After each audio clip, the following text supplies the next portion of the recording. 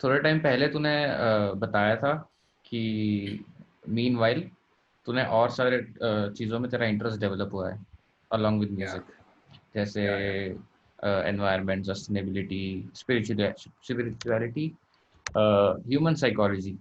तो ये सब पहले से था कॉलेज टाइम से, या फिर इवेंचुअली कि म्यूजिक ने तुझे हेल्प किया सॉर्ट ऑफ कि ओ अच्छा ये वाला थॉट प्रोसेस ये वाली फिलोसफी से बहुत बॉरोड है, तो मैं इसको और थोड़ा एक्सप्लोर करता हूँ क्या है, which in turn will transfer back to my music. तो मतलब एक एक करके टैकल कर सकते हैं, या तो इसको डिफरेंट डिफरेंट क्या क्या चीज़ों में तो तेरा इंटरेस्ट डेवलप हुआ या पहले से था, उनको थोड़ा सा एलैबोरेट करेगा। तो फर्स्ट थिंग इज मेरा इंटरेस्ट पहले से था बट मैं एक्सप्लोर नहीं कर पाया। तो म्यूजिक में जब मैं परस्यू करना शुरू किया था ना, तो मेरे पास एम्पल ऑफ टाइम होता था to sit and ponder over all those other topics which I initially had a faint interest. But जैसे जैसे मैं उनको थोड़ा और एक्सप्लोर करता गया तो म्यूजिक भी वाइडन होता है उस चीज़ से। मतलब आप जितना एक्सप्लोर करते हो ना, तो आपका आर्ट भी ब्रॉड होता है उस चीज़ से, योर माइंड डेवलप्स और सारी चीज़ें डेवलप होती है। It's a collaborative process. ऐसा नहीं कि आप एक चीज़ पढ़ रहे हो तो वो सिर्फ उसी में हेल्प करेगा, वो आपको लाइफ के हर एस्पेक्ट में आपके डिसीजन मेकिंग स्किल्स को ना इफेक्ट करता है। आप अच्छा। कोई भी चीज़ पढ़ते हो, ठीक है, that's how it goes with everybody, not for me. अगर आपने एक बुक पढ़ी ना, तो ऐसा नहीं कि आप उसी बुक में जो चीज़ पढ़ी है उसी सिचुएशन में अप्लाई करोगे जो जिसमें वो बताई गई है। हाँ हाँ। आपने वो पढ़ ली, वो आपके सबकॉन्शियस माइंड में घुस गई, उसके बाद आपका सबकॉन्शियस माइंड कहाँ पे मैनिफेस्ट करेगा उसको, कहाँ पे आपके डिसीजन मेकिंग और बिहेवियर या जो साइकी होती है ह्यूमन की वो इफेक्ट होगी, आपको नहीं पता, but it will manifest itself. जैसे अगर हम इन सब चीज़ों की बात करें जो जो जो पॉइंट्स मैंने बताए थे, I am interested about environment, तो मेरा स्टार्टिंग से एक फेंटेस्ट इंटरेस्ट है। जैसे I always have this knack of telling people to reduce on the use of plastic. जैसे अब ये कैसे शुरू हुआ और उसको कैसे डेवलप हुआ, जैसे बेसिकली जब मैं कॉलेज में था तब बहुत ज़्यादा प्लास्टिक देख देख के मुझे गुस्सा आता था, क्योंकि बेसिकली इतना पढ़ लिया था 8th 9th में कि यार ये नॉन बायोडिग्रेडेबल है, ये यहाँ पे साला 1000 साल तक रहने वाला है, ठीक है, हम चले जाएंगे साला, हमारी जैसी 10 फुट से चले जाएंगे, then also this plastic glass will stay here as it is not going anywhere and it is basically breaking down into. अब ये उसके बाद रिसर्च ये हुई कि जब वो चीज वहां पड़ी रहेगी, it will break down into microplastics, it will seep down into our soil and oceans and ultimately enter our own bodies. वहां से फिर और वो चीज ना क्लेरिफाई होगी कि यार ये जो एक प्लास्टिक का ग्लास हम सड़क पे फेंक रहे हैं ना, ये कहाँ पे लैंड अप कर रहा है, ultimately it is landing up in our own system. So ये वो धीरे धीरे फिर मेरी रिसर्च बढ़ती गई, this like I understood it with the span of like धीरे धीरे पढ़ता रहा, ऐसे ऐसे नहीं, मतलब बहुत ज्यादा डीपली नहीं पढ़ा, बट कहीं ना कहीं कुछ पढ़ लिया, कोई ब्लॉग पढ़ लिया कोई, सो दैट्स हाउ। तो ये प्लास्टिक की बात होगी। फिर उसके बाद जैसे अब देखे तो ग्रीन कवर कितना है हमारी सिटी में, किसी को नहीं पड़ी है हमारी सिटी में ग्रीन कवर कितना है, ठीक है, सब गाड़ियां चला रहे हैं, फुल पावर एसी छोड़ रखा है, ठीक है। आप if you look at it very very closely, green cover is the fundamental thing जो हमें ड्राइव कर रहा है यार। मतलब आप सारे पेड़ काट दो अपनी सिटी के and then you go out and breathe, so you will feel the difference. And if you जब गुड़गांव जैसे शहर में कुछ, मतलब मुझे नहीं पता एग्जैक्ट स्टैट्स क्या है, 10% से नीचे ही है ग्रीन कवर, या उसके आसपास ही होगा, 12-13%। गुड़गांव की बात कर रहा हूँ because I am living in Gurgaon. अब यही ग्रीन कवर को आप थोड़ा सा और बढ़ा दो, और जो फालतू मतलब चीज़ें हो रही हैं, जो कई चीज़ें, ऐसा नहीं है हर हर इंडस्ट्रियलाइजेशन अर्बनाइजेशन ऐसा नहीं है कि हर वो प्रॉफिटेबल ही है। कई, अब जैसे सबको पता है, सब पूरे जितने भी बिल्डर्स हैं ना, सबको पता है कि Delhi is in on seismic zone 4। अच्छा। पिछले 3-4 महीने में 13 to 15 स्मॉल लेवल के अर्थक्वेक्स आए हैं गुड़गांव एनसीआर में, या दिल्ली एनसीआर में, फिर अब अच्छा। अगर हम इसको देखें, सब बिल्डर्स को पता है ये चीजें, और गवर्नमेंट को भी पता है, मतलब जो डिसीजन मेकिंग बॉडीज है उन सबको पता है ये चीज कि Delhi lies on a seismic zone 4। वो टेक्टोनिक प्लेट पे लाई करता है दिल्ली। हिमालयन प्लेट जब टकराई थी यूरेशियन प्लेट से, so Delhi lies on that plate. सब ये तो मतलब बेसिक है, ऐसा नहीं है कि मैं बहुत रॉकेट साइंस की बात कर रहा हाँ हाँ। हूँ। अब यहाँ पे, अब जब आपको पता है ये चीजें, तो अब बिल्डर्स को अगर गवर्नमेंट एक इशू कर दे वार्निंग स्टार्टिंग से ही कि यार आपने ना बहुत ज्यादा नहीं बनाना है, यहाँ पे बहुत ज्यादा ऊंची ऊंची बिल्डिंग्स बनाओगे, अगर आप बना रहे हो तो उनको अर्थक्वेक प्रूफ बनाओ, जैसे कि जापान बना रहा है। हाँ। जापान में रोज अर्थक्वेक आता है, उन्होंने अपनी बिल्डिंग्स ही ऐसी बना रखी है कि काइंड ऑफ उन्होंने टेक्नोलॉजी ऐसी यूज करी है कि अच्छे खासे 6-7 मैग्नीट्यूड तक अर्थक्वेक को झेल जाती है without any loss of human life and property. अब दिल्ली में या इंडिया जैसे शहर में, इंडिया जैसी कंट्री में, आप गवर्नमेंट को is just requires one one one one warning, one issue कर दो, एक वार्निंग कि यार आपने जो भी करनी है ना, वो आपने अर्थक्वेक प्रूफ टेक्नोलॉजी यूज करनी है, जहां से मर्जी लाओ टेक्नोलॉजी, ठीक है। क्योंकि ये ऐसी जगह है कि यहाँ पे अर्थक्वेक अगर आया, और देखो सबको पता है दिल्ली और एनसीआर की डेंसिटी कितनी ज्यादा हाई है, अगर यहाँ पे अर्थक्वेक आया तो there will be a huge colossal loss of life and property. So आप प्लानिंग के साथ उसको करो करो करो। मतलब मैं ये नहीं कह रहा कि अब जैसे रियल एस्टेट वाले हैं वो तो बैठे ही पैसे कमाने के लिए, उनको हम ये समझाएंगे कि आप बिल्डिंग में बनाओ, कहेंगे पागल है भाग यहाँ से, ठीक है। लेकिन उनको ये चीज अगर बताओगे ना कि यार आप अर्थक्वेक प्रूफ टेक्नोलॉजी या अर्थक्वेक सस्टेनेबल टेक्नोलॉजी यूज करो, उसमें ठीक है थोड़ा सा एक्स्ट्रा पैसा लगेगा, but ultimately you are investing upon your actual. कल को तुम्हारी बिल्डिंग अर्थक्वेक आके गिर गई तो क्या करोगे, क्या तुम्हारी करोड़ों एक सेकंड में। तो थोड़ा सा 1 करोड़ इन्वेस्ट करो, 1 करोड़ 20 लाख इन्वेस्ट कर दो, ताकि that stage in its place. और आप बेसिकली अगर हम बिगर पिक्चर की तरफ देखें तो आप अर्थ पे या पूरे उस एनवायरनमेंट पे एक काफी, जिसे कहते हैं ना, मतलब you are doing a lot for that जगह, फॉर दैट प्लेस, अगर आप एक छोटा सा चेंज मतलब उसमें इन्वेस्ट कर रहे हो। So that is all. ये हम सिर्फ अर्बनाइजेशन इंडस्ट्रियलाइजेशन की बात कर रहे हैं, ठीक है। If you look at environment, तो ग्रीन कवर की बात जो मैंने पहले बताई थी, दैट अब लोगों को जैसे मैं देखता हूँ यार, मेरे आसपास के लोग जैसे गाड़ी में बैठे नहीं, छूटते एसी फुल कर दिया, ठीक है। आप सोचो यार कि अब जैसे आपने एसी चलाया है, ये अंदर को तो कूल कर रहा है, बाहर को क्या गर्मी कर रहा है, फिर तुम बाहर निकल के चिल्लम चिल्ली कर रहे हो, हाय गर्मी हाय गर्मी। तो बेसिकली थोड़ा सा तो सोचो यार कि बेसिकली आप कर क्या रहे हो। आप अंदर ठंडा कर रहे हो तो बाहर गर्म करोगे ही ना। मतलब ऐसा थोड़ी होता है कि आप अंदर एसी चलाओगे तो हर जगह ठंडा हो जाएगा, बाहर जाके तुम चीख चिल्लम कर रहे हो कि हाँ गर्मी गर्मी गर्मी, ग्लोबल वार्मिंग, ये वो। भाई हम खुद ही तो रिस्पॉन्सिबल है इन सब चीजों के, और छोटे छोटे स्टेप्स, माइक्रो स्टेप्स हमें लेने पड़ेंगे, अपने लाइफस्टाइल में चेंज करने पड़ेंगे, तभी जाके कुछ होगा। नहीं तो जैसे अभी अगर हम अभी कंटेम्प्रेरी एरा की बात करें, मुझे याद है इतनी बारिश नहीं दिल्ली में कभी पिछले 10 साल में नहीं आई, इतनी इस बार आई है। क्यों? क्योंकि सिर्फ 2 महीने, only for 2 months, all the vehicles, all the industries were off in the whole of country.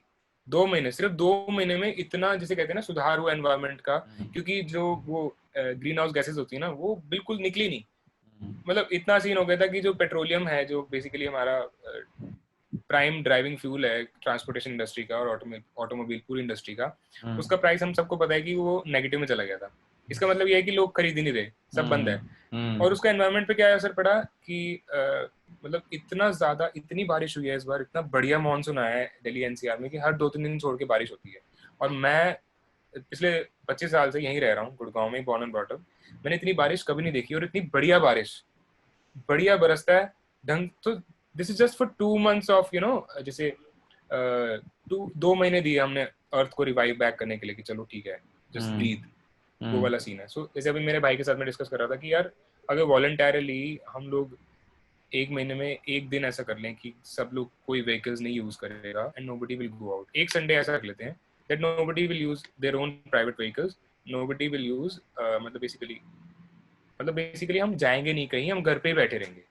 एक दिन का आपको अपना इनकम, जो जैसे बिजनेस वालों को समझाना बड़ा मुश्किल है कंसेप्ट, तो इसलिए वॉलंटरीली नहीं हो सकता, ये फोर्स्ड ही होगा। This is a government enforced step. But of course यहाँ पे फिर वही है, इकोनॉमी और सब कुछ चीजें आ जाती है ध्यान में। बट यहाँ पे ये है कि आप मर नहीं जाओगे अगर आप एक दिन घर बैठ जाओगे। लेकिन अगर आप ऐसे ही करते रहे ना जैसे आप कर रहे हो अर्थ के साथ, तो पक्का मर जाओगे 50 साल में। खत्म हो जाएगा सीन अर्थ का, मतलब सीन खत्म हो जाएगा। मतलब आप काम करने लायक नहीं रहोगे। आप बाहर जाओगे तो इतना ग्रीन हाउस गैसेस होंगी कि आपको मास्क के बिना नहीं सांस आएगी। एंड सो वही है कि बैराक ओबामा ने एक बात कही थी आज से कुछ साल पहले, that we are the first generation to witness climate change and the last generation to do something about it. अगर हमने कुछ नहीं किया, हम अपने आगे वाली जनरेशन को नहीं ये वो कर सकते कि भाई तुमने कुछ नहीं कर रहे, तुम कुछ नहीं कर रहे। तो मेरे को ये पूछना है कि what do you see as your responsibility as a musician in terms of in raising these kind of issues? क्योंकि एंड ऑफ द डे बात यही आ जाती है कि मतलब मैं क्या करूं फिर, मतलब मैं एज ए सिटीजन क्या करूं। मैं अपने प्रोफेशन से रिलेटेड जो काम है उसको यूटिलाइज करके, मेरे स्किल्स यूटिलाइज करके मैं इश्यूज रेज कर सकता हूँ। लेकिन what do you think as तू एक म्यूजिशियन है, तो हाउ डू यू थिंक तो इस पे कंट्रीब्यूट कर सकता है। इंस्टेड ऑफ मतलब आप फेसबुक पे पोस्ट डाल सकते हो, इंस्टाग्राम पे पोस्ट डाल सकते हो, यूट्यूब पे डाल सकते हो, ऐसा हाँ करना चाहिए, हाँ हाँ वो तो हाँ हो गया, लेकिन अपने काम से जो इम्पैक्ट है वो तुझे क्या लगता है, तुझे क्या करना हाँ चाहिए? एग्जैक्ट। जैसे मैं टेक्नोलॉजी में भी उतना इंटरेस्टेड रहता हूँ जितना मैं म्यूजिक में हूँ। इट्स लाइक इक्वल इंटरेस्ट रहता है मेरा। सो फर्स्ट अगर डायरेक्ट अप्रोच की बात करें तो ऑब्वियसली मैं गाने बना सकता हूँ जो अवेयरनेस, जैसे मैंने एक गाना बनाया था, I was so moved by the racism thing in 2017।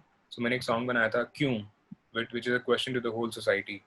So it's there on YouTube. Everybody can find it by the name of Kyun, KYUN Kyun.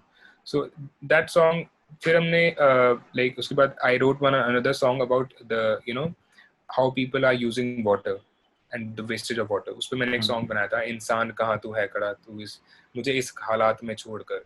So वो पानी बात कर रहा है इंसान से कि अच्छा इंसान अच्छा। कहाँ तू है खड़ा, मुझे इस हालात में छोड़कर, किस कल की तू नींव बनाए जल के धन को भूल कर। मतलब how can you think of हाँ। a tomorrow without realizing the importance of water today?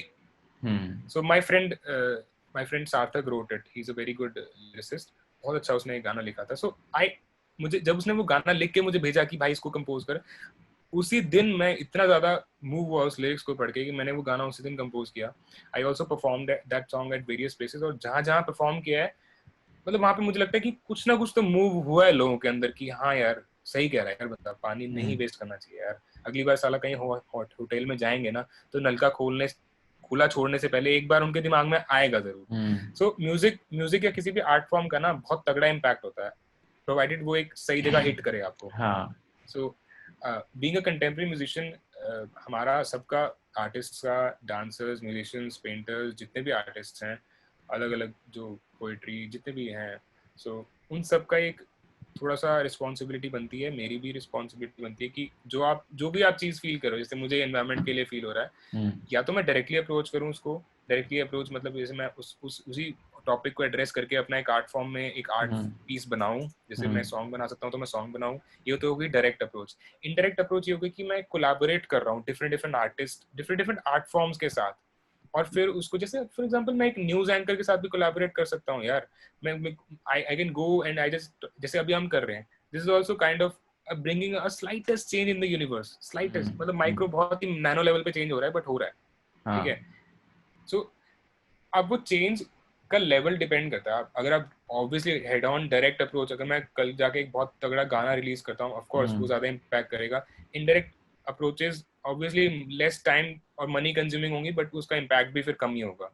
So direct और इनडायरेक्ट दोनों तरीके से हम अप्रोच कर सकते हैं। मुझे ऐसा लगता है कि for me the best thing is I should take it, वही है कि हेड ऑन, मतलब गाना बनाओ सही सा और बढ़िया बढ़िया म्यूजिशियन के साथ कोलैबोरेट करके उसको सही प्लेटफॉर्म पे ज़्यादा से ज़्यादा लोगों तक पहुंचाओ, एंड इट शुड, और अगर सच्चे दिल से वो चीज़ बनी हुई है एक्चुअली, तो वो कहीं ना कहीं हिट ज़रूर करेगी ऑडियंस को। और ऑफ कोर्स मतलब people are very very insensitive nowadays towards all these topics, which is very true, to be very frank, it is very true। सब लोगों को BMW चलानी है, ठीक है, लेकिन किसी को ये नहीं पड़ी है कि ग्रीन कवर कितना है अपने सिटी में, या पानी कितना है। मतलब इतनी सारी रिपोर्ट्स आई हैं 2030 में पानी खत्म हो जाएगा। एक वो कौन सी सिटी थी यार यूरोप की जहाँ पे खत्म ही हो गया था, सी से नाम था यार।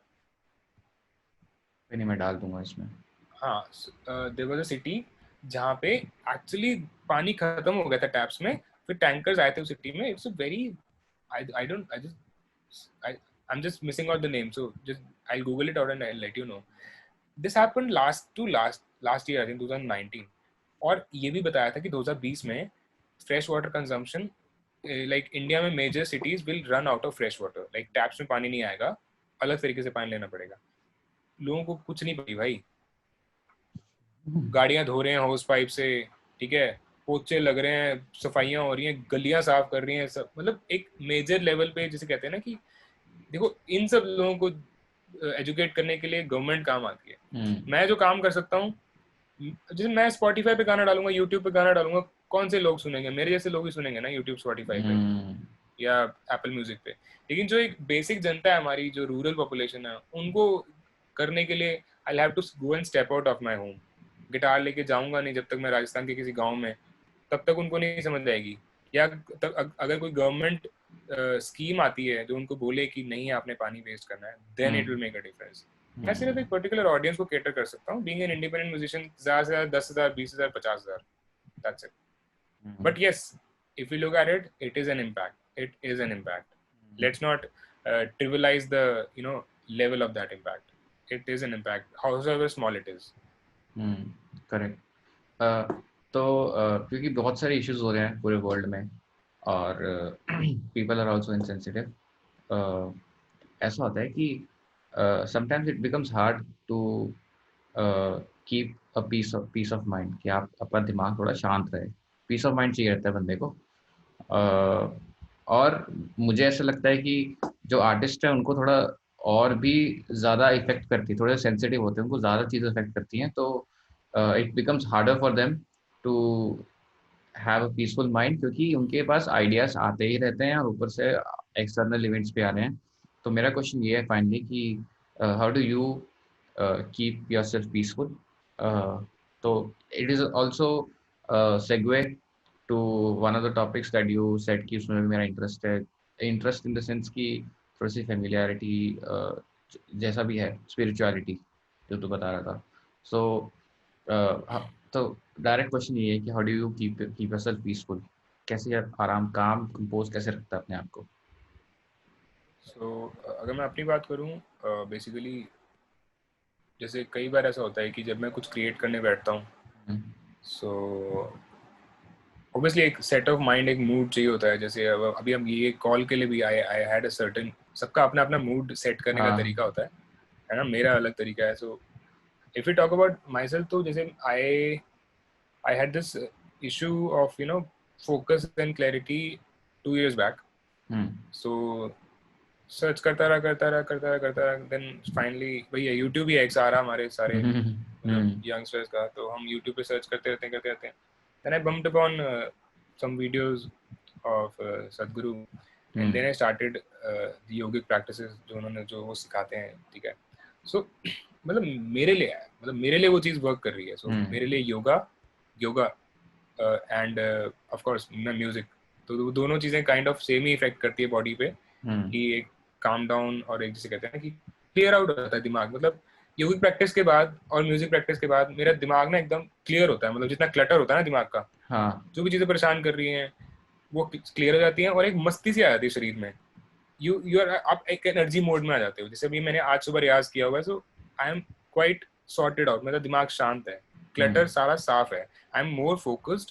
जब आपका क्लटर साफ हो जाता है ना, इश्यूज हैं, मतलब मुझे अभी भी वही इश्यूज ट्रबल कर रहे हैं जो मुझे करते हैं रोज, बट एक थोड़ी सफाई सी हो जाती है. एक रूम साफ कर लेते हैं ना, चीजें सारी सेट कर देते हैं एक दूसरे. तो योगा और म्यूजिक प्रैक्टिस का मेरे पे ये इफेक्ट होता है कि एक डीक्लटरिंग हो जाती है और एक एनर्जी आ जाती है, एक मस्ती सी आती है शरीर में कि यस यार ठीक है, ये सब जो भी चल रहा है ना लाइफ में, ठीक है ये सब चलता रहेगा, लेकिन काम भी करना है, मस्ती भी करनी है, ठीक है, मजे भी करने हैं.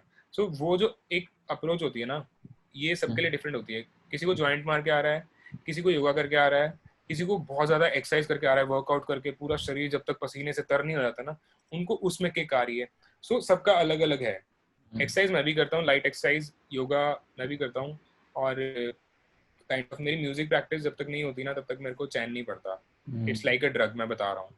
जब तक उसको करो ना आप दिन में 1-1.5 घंटा 2 घंटा, तब तक वो आपको चुल मची रहती है रात तक कि यार आज प्रैक्टिस नहीं है, आज प्रैक्टिस नहीं है, आज प्रैक्टिस नहीं. सो जब वो हो जाती है उसके बाद एक अलग सा नशा सा जाता है. मतलब you are actually in your intoxicated state.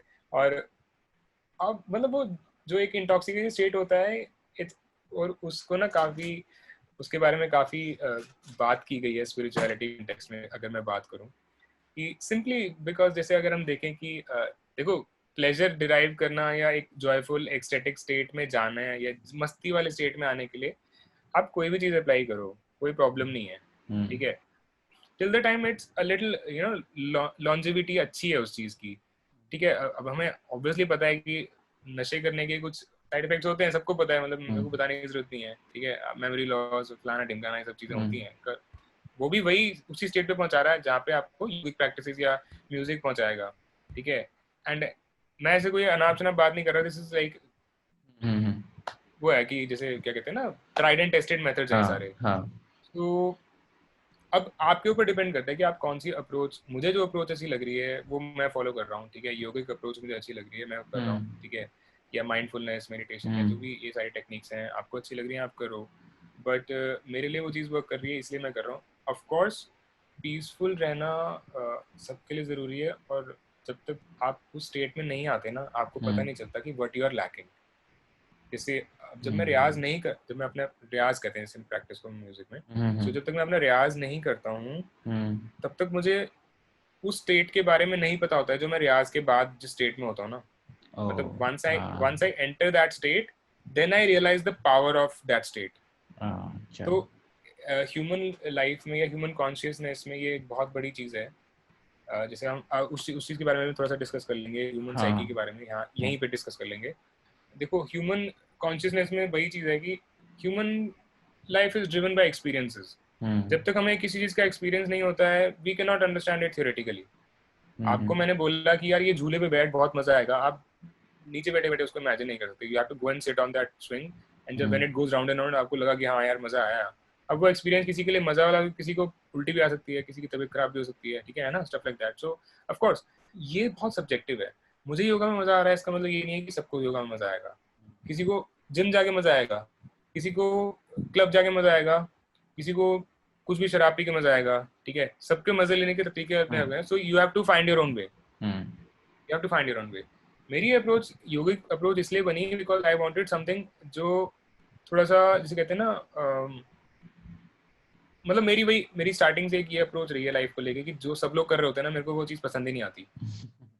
ये थोड़ी सी एक परेशानी है मेरे साथ कि अगर 10 लोग जा रहे होते हैं ना एक जगह पे तो मैं तो वहां नहीं जाऊंगा, चाहे वो है ही एक्चुअल में अच्छी चीज हो. मेरा वहां सीन होता है यहाँ नहीं जाना यार. सो एक वो बचपन में मैंने 8th क्लास में वो पोएम पढ़ी थी, the road not taken. So I don't remember the, I think Robert Frost या जॉन कीट्स में से किसी की है वो. ठीक है. सो मैं उस पोएम से ना काफी एक्चुअली मैं लिटरली काफी इंस्पायर्ड था कि स्कूल में भी मैं ऐसी हरकतें बहुत करता था और कॉलेज में भी ऐसी हरकतें मेरे साथ, अब अभी भी मैं ऐसा ही हूँ टू बी वेरी फ्रैंक. और ये मेरी अप्रोच है, मैं ये नहीं कह रहा कि ये अप्रोच सही है गलत है, ये मेरी अप्रोच है. सो मैं सबकी अलग अलग अप्रोच होती है. सो जब कोई भी 10 लोग एक चीज कर रहे होते हैं मैं वो नहीं करता. मैं वो थोड़ा या तो टफर पाथ या जो भी जब जहाँ पे थोड़ा स्ट्रगल दिख रहा होता है ना मैं वो पाथ चूज करता हूँ, क्योंकि मुझे लगता है कि वहाँ पे थोड़ा लर्निंग ज्यादा रहेगी, थोड़ी सी भसड़ रहेगी ना, थोड़ी सी स्ट्रगल चलती रहेगी तो थोड़ा बंदा रहता है कि चलो हाँ इम्प्रूव करना है. सेटिस्फेक्शन जब आती है वहाँ पे स्टेगनेंसी आना शुरू हो जाती है, तो वो मुझे पसंद नहीं चीज़. मेरे को पर्सनली मेरा ये है कि थोड़ी सी स्ट्रगल चलती रहनी चाहिए, चाहे कोई भी आप परस्यू कर रहे हो चीज़, उससे इम्प्रूवमेंट चलती रहती है बेसिकली. सो योगिक जो अप्रोच है obviously it's a slow process. To be very frank it's a slow process. ऐसा नहीं कि आप आज योगा करने बैठोगे कल आपके एनलाइटमेंट या कुछ मतलब ऐसे सेल्फ रियलाइजेशन हो जाएगी. It's a very slow process है ना. और उसमें ये है कि it's not a completely logical intellectual process. वहाँ पे थोड़ा सा आपको सटलर डोमेन्स को भी समझना पड़ता है. And even if you don't want to experience them you have to just assume कि हाँ ऐसा होता है and then work on it. So उसकी जो अप्रोचेज हैं मैं अभी डिटेल में तो नहीं जाऊंगा, बट योगिक पर्सपेक्टिव जो है पूरा और जो स्पिरिचुअल पर्सपेक्टिव है that somewhere floats between the intellectual or the purely logic domain and the purely imaginative domain के बीच में कहीं फ्लोट करता है वो. अच्छा. अगर हम उसको किसी एक बहुत ही प्योरली इंटेलेक्चुअल लॉजिक वाली बंदे को समझाना चाहेंगे, at some points he will think I am stupid, at some points he will agree. जैसे अगर हम बेसिक ह्यूमन बायोलॉजी की बात करेंगे, ह्यूमन केमिस्ट्री की बात करेंगे, ह्यूमन फिजिक्स की बात करेंगे तो ही लग रही. लेकिन जहाँ मैं थोड़ी सी जैसे सटलर डोमेन्स की बात करूँगा, फॉर एग्जांपल अगर हम ह्यूमन ब्रेन की बात कर लें, मतलब लेस देन 1% समझ आया मैं ह्यूमन ब्रेन अभी तक. It is considered the most complex organ of our body. And neuro scientist, neuro surgeon जितने भी हैं हमारे, जितने भी हैं scientist, they are able to understand less than 1% of the whole thing. मतलब हमें एग्जैक्टली अभी हम न्यूरॉन्स को भी स्टडी नहीं कर पाए हैं to be very frank in its entirety, है ना. सो अगर हम इसी चीज़ को जैसे अभी हमें ये भी नहीं पता कि big bang was the actual thing और नॉट. मतलब यूनिवर्स एक्सपैंड कर रहा है तो हमने एक डिवाइस किया कि अच्छा ये कंट्रैक्ट से एक्सपैंड किया होगा. तो स्टीफन हॉकिंग वगैरह और जो बाकी साइंटिस्ट उन्होंने कहा कि सिंस यूनिवर्स इज एक्सपैंडिंग तो एक्सपैंड तो चीज छोटे से ही करती है.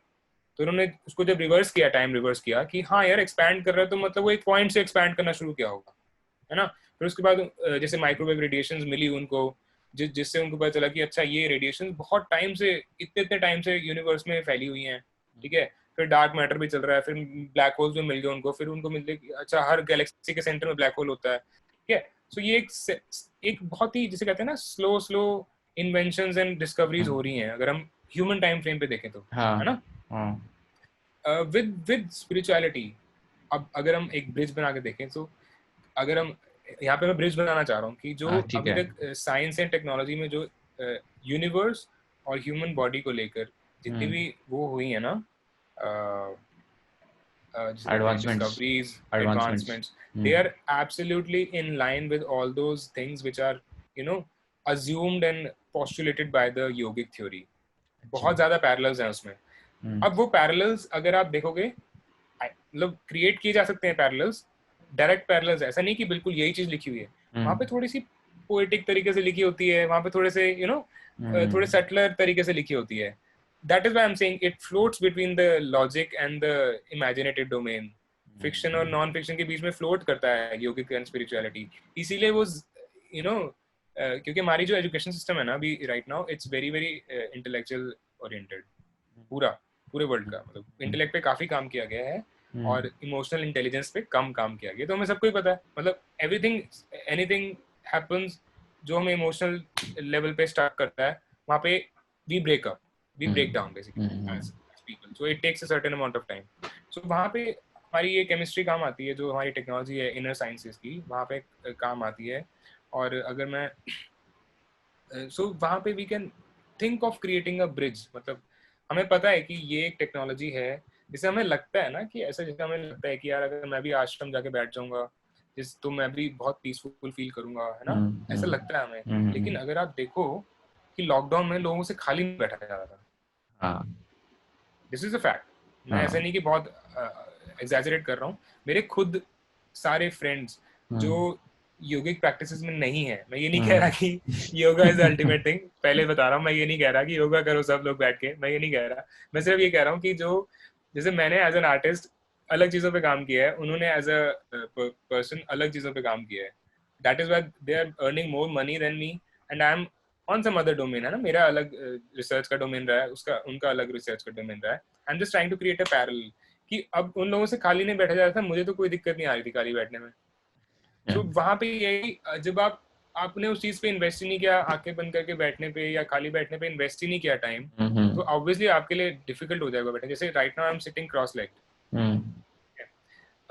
I can sit like for hours together because जब हम रियाज करते हैं ना म्यूजिक का, so तबला प्ले करता हूँ मैं, हारमोनियम प्ले करता हूँ, and I sing also. So we have to sit like cross leg for 4-5, मतलब जितने मर्जी घंटे बिठा लो, हमें कोई प्रॉब्लम नहीं, because it's a practice that we are doing from the last quite many years. So it's a part of our system now. But for example अगर आप किसी और बंदे को बोलोगे कि ऐसे क्रॉस लेग बैठ जाओ, तो वो ऐसे नहीं बैठ पाएगा. सिमिलरली अगर मुझे आप बोलोगे कि यार ये कंप्यूटर पे प्रोग्रामिंग करे सारा दिन बैठ के, मेरे से नहीं होगा वो काम, because I've not trained myself for that. मेरी आंखें दर्द करेंगी, मेरी कमर दर्द करेगी, कुछ ना कुछ होगा. So नहीं होगा because I've not trained my body and my emotions for that. So सारी चीजें ना ट्रेनिंग की बात आ जाती है. स्पिरिचुअलिटी में बस हर लेवल पे ना एक बैलेंस स्ट्राइक करने की बात की गई है. ठीक है. तो वो बैलेंस मुझे ऐसा लगता है कि जरूरी है. अगर आप इमोशनल इंटेलिजेंस पे काम कर रहे हो, उतना ही जरूरी है टेक्नोलॉजी पे काम करना, उतना ही जरूरी है फूड हैबिट्स पे काम करना, और उतना ही जरूरी है आपके स्टेमिना पे काम करना. सो ये सारी चीजें ना इंटर रिलेटेड है. ऐसा नहीं कि आप जिम जा रहे हो तो आप बॉडी बन जाएगी. आपको खाने पे भी उतना ही ध्यान देना पड़ेगा, आपको अपने स्लीप शेड्यूल पे भी उतना ही काम करना पड़ेगा. आपको अपने जैसे अगर फॉर एग्जांपल अगर आप कोई बंदा जिम जा रहा है, तो सबसे पहली चीज जो जिम आपका ट्रेनर कहेगा वो आपको डाइट प्लान देगा, सबसे पहली चीज, है ना. सो डाइट प्लान और जिम में वही रिलेशन है जो एक फ्लावर एक रूट में है. आप रूट्स में पानी दे रहे हो ना, लीफ पे थोड़ी, फ्लावर पे थोड़ी जाके स्प्रिंकल करते हैं पानी, हम रूट्स पे पानी देते हैं. So that's how it goes. So these are all examples that are given in the spiritual lore और योगिक lore में जो examples दिए जाते हैं. So it's like आपने सही जगह फीड करोगे तो सही रिजल्ट्स आएंगे. So वही है, जिम जाते ही पहले दिन आपको वो डाइट देगा, ये नहीं बताएगा कौन सी एक्सरसाइज करनी है, ये ट्रेडमिल ये करो या बेंच प्रेस मारो. वो आपको पहले दिन डाइट देगा कि भाई इतने अंडे खाने, इतना ये करना है, इतना चिकन खाना है, इतना ये करना है, इतना प्रोटीन जाना ही जाना है तेरे शरीर में. So that's how it goes. मतलब अगर आपको if you really want to do good programming, तो आपको बुक्स पढ़नी पड़ेंगी. You have to stay in that programming community. जैसे कम्युनिटी वाली चीज मैं हर एक म्यूजिशियन को, हर एक आर्टिस्ट को बोलता हूँ कि अगर आप कोई चीज स्टार्ट कर रहे हो ना, या आप स्टेप कर रहे हो किसी एक अलग जोन में, you have to surround yourself with that similar kind of हाँ पर्सपेक्टिव वाले लोग। हाँ, आई एग्री। जैसे मेरा एक फ्रेंड है, he is very very influenced by Elon Musk, ठीक है, and I am very very influenced by for example Baba Bade Ghulam Ali Khan साहब।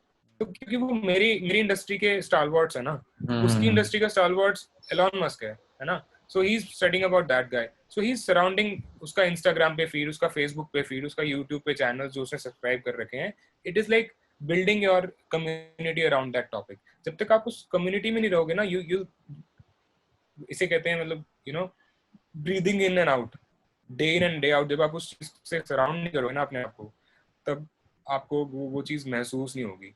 सो वही है कि यहाँ पे एक बैलेंस स्ट्राइक करना जरूरी मुझे इसलिए लगता है, जिसकी हम बहुत ज्यादा बात भी करते हैं in in every kind of job scenario, कि एक बैलेंस स्ट्राइक होना चाहिए। ज्यादा काम करोगे तो ये हो जाएगा, कम काम करोगे तो ये हो जाएगा। सो एक बैलेंस स्ट्राइक करना जरूरी है, and you need, it's good, मतलब जब तक आप बैठोगे नहीं, फिगर आउट नहीं करोगे चीज़ों को कि क्या प्रॉब्लम्स हैं, और उसके लिए सॉल्यूशंस भी आपको खुद ही फिगर आउट करने हैं। मेरे लिए एक चीज़ वर्कआउट कर रही है, ज़रूरी नहीं है कि वो किसी और के लिए वर्कआउट करेगी, है ना। तो you will have to find your own solutions. अगर आपको कोई चीज़ फिगर आउट कर रही है, नहीं फिगर आउट करी तो चिल मारो, जो करना है करो, कोई प्रॉब्लम नहीं है। बट अगर कोई चीज़ फिगर, मतलब for me there were a few things which were bothering me at that amount of time when I started doing yoga and any kind of spiritual practice.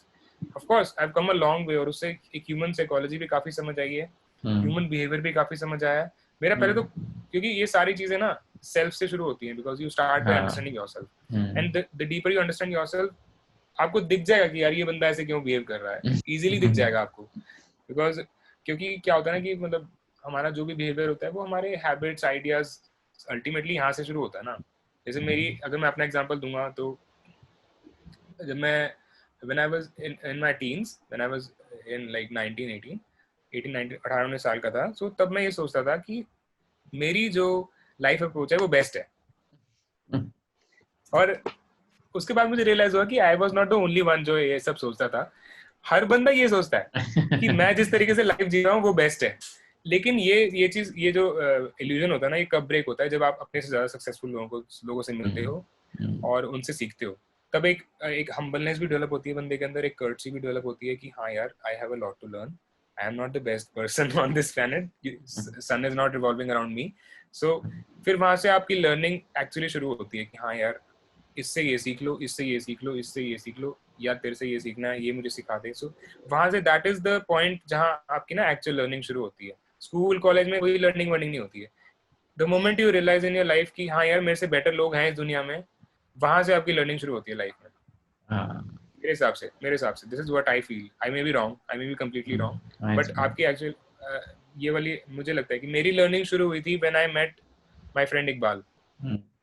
उसने जो मुझे, we were roommates, we were hostel roommates. हमने बहुत बहुत बातें करी हैं, रात रात भर बैठ के डिस्कशंस करी हैं, from topics, from anything to everything, like from religion to politics to spirituality to technology to everything। मतलब हम हर चीज, लव, रिलेशनशिप्स, हर चीज के बारे में अभी भी इनफैक्ट बहुत डिस्कशंस करते हैं। सो उससे बात करने से क्या हुआ कि मेरा ब्रॉडन हुआ होराइजन। जो मेरी इतनी सोच थी वो इतनी हो गई, ठीक है। फिर और लोगों से बात की, फिर और एक्सपैंड हुई, फिर राइट नाउ अब हम बात कर रहे हैं, इतनी हो गई। So that's how it goes, like the more people you interact with, उतना ही आपका ब्रॉडन हो जाएगा होराइजन, परसेप्शन पूरा जो माइंड का है ना। और if you talk to every person, ये ना सबसे बड़ी एक चीज जो मुझे रियलाइज होती है, ये अगेन ये वही एग्जिस्टेंशियल वाले टॉपिक के अंदर आएगी, ओपिनियंस, आइडियाज, जो बिहेवियर होते हैं ना। अगर हम ये चीज, जैसे आर्ग्यूमेंट पे अगर मैं एक लाइन बताना चाहता हूँ, मैं अभी थोड़ी देर पहले before this talk I was thinking कि आर्ग्यूमेंट क्यों करते हैं लोग। उसका सिंपल टॉपिक ये है कि मैं वो सुनना चाह रहा हूँ अगले बंदे से जो मैं चाहता हूँ, पर वो क्यों बोलेगा ऐसे, वही उसका अपना थॉट प्रोसेस है। हाँ, उसका अपना। सो आर्ग्यूमेंट का बेसिस यही है that I am trying to listen from that person what I want, but that will of course not happen because that's a different person. If we were two similar persons, then thought process, और ये friendships का भी यही basis होता है, because when our thought processes match, we tend to become friends. So ये बहुत ही basic चीजें हैं। Obviously ये just example था, तो सबको पता है ये चीज, ऐसा कोई rocket science नहीं है। बट ऐसी बहुत सारी चीजें मुझे बहुत मजा आता है जब ऑब्जर्व करके एक क्रक्स निकल के आता है। सो बड़ी बड़ी मजेदार चीजें मुझे, मतलब रेवलेशंस आती हैं जो इट्स क्वाइट अपीजिंग अम्यूजिंग उस टाइम पे जब पता चलता है ना, हाँ यार ये सीन है इस प्रॉब्लम के पीछे, तो वो शुरुआत सेल्फ से ही होती है. Once you start deciphering your own self, then आपकी और क्लैरिटी बनती जाती है with people around you, and आपके रिलेशनशिप्स ऑटोमेटिकली इंप्रूव करना शुरू हो जाते हैं लोगों के साथ. बिकॉज वही है ना, जैसे अभी एक और चीज, जस्ट लास्ट चीज मैं ऐड करूंगा, बीइंग अ गुड लिसनर वाली चीज, वही यहाँ पे वही आ जाती है. जैसे कई बार ऐसा होता है कि मुझे be a good listener, be a good listener हम लोग बचपन से सुनते हैं, बट उसका जो मतलब है ना वो बहुत बाद में मुझे समझ आया कि उसका मतलब है क्या एक्चुअली. सो मुझे जितना समझ आया है वो उसका मतलब ये है कि बी ए गुड लिसनर का मतलब है कि जो एक बंदा आपको बताना चाह रहा है ना चीज, उसको उसी हिसाब से सुनो जैसे वो बताना चाह रहा है, नॉट एज इफ आप सुनना चाह रहे हो, है ना. मतलब उसकी बात पहले अनब्रिडल्ड अनजस्ट जैसे कहते हैं ना, अनब्रिडल्ड तरीके से सुनो, जैसे without any painted glass between your and his thought process. पहले उसकी बात अनब्रिडल्ड तरीके से, अनबायस्ड तरीके से सुनो कि वो क्या कहना चाह रहा है. That is what is called being a good listener. आप अपना थॉट प्रोसेस रख दो उसके बाद. और ये I think this is one thing जो रिलेशनशिप्स इंप्रूव कर सकते हैं. एनी काइंड ऑफ रिलेशनशिप्स, चाहे आपका पेरेंट्स के साथ है या लव बेस्ड रिलेशनशिप है या any kind of relationship that you have, it's even if it's a professional relationship, be a good listener वाली चीज ये है कि जब तक आप उसका पर्सपेक्टिव ढंग से सुनोगे नहीं ना, आप उसको काउंटर या उसको एक्सप्लेन या अपना पॉइंट ढंग से रख ही नहीं सकते जब तक आप. और यही चीज अगर हम देखें तो इस टाइम पे जो ये फालतू के मीडिया चैनल्स हैं, नाम नहीं लूंगा, बट सबको पता ही है, तो ये लोग यही तो करते हैं, गेस्ट तो इनवाइट कर लेते हैं, उसकी बात ही नहीं सुनते हैं. ठीक है. सो एंड एक चैनल नहीं है, सब जगह तो यही हो रहा है. ठीक है. बहुत ही कम ऐसे अच्छे डिबेट हो रहे हैं जहाँ पे हेल्दी डिबेट्स होते हैं, जहाँ पे एक्चुअली लोग एक दूसरे की बात सुनते हैं और अपना पॉइंट रखते हैं. अच्छे ऐसे बहुत कम फोरम्स बच गए हैं. सो अगेन यहाँ पे वही वाली चीज आती है, बी ए गुड लिसनर का मतलब है कि एक बंदे की बात पहले सुनो कि वो क्या कहना चाह रहा है, ना कि आप क्या सुनना चाह रहे हो. आप क्या सुनना चाहते हो वो तो आप बोलोगे ही, पहले उसकी बात सुनो, फिर मतलब दैट्स हाउ इट गोज. और उसी से हम कुछ क्यूमुलेटिव रिजल्ट्स की तरफ बढ़ सकते हैं. Otherwise it's the same thing. मतलब आपने आर्ग्यूमेंट करी, बहस करी, कुछ नहीं, तुम भी वहीं के वहीं, वो भी वहीं के वहीं. सो एम्पैथाइज दैट्स करना हाउ. जरूरी है, एम्पैथाइज करना जरूरी है, अपने आप को ट्रू उसके शूज में रखना जरूरी है. ट्रू. हाँ, ठीक है. थैंक यू यार हर्षित. मजा आया, बहुत कुछ कवर कर लिया एक्चुअली हमने ना. मैंने सोचा नहीं था और भी इतना बहुत कुछ कवर कर लेंगे हम ना. और भी काफी चीजें हैं. अभी अभी I kept my self a little closed on those things, but it was quite a discussion. मेरे लिए काफी खुद रिवीलिंग रही, इंट्रिगिंग रही डिस्कशन. और मुझे काफी, मैं इसके बाद बैठ के सोचने वाला हूँ इन सब चीजों पे और ज्यादा.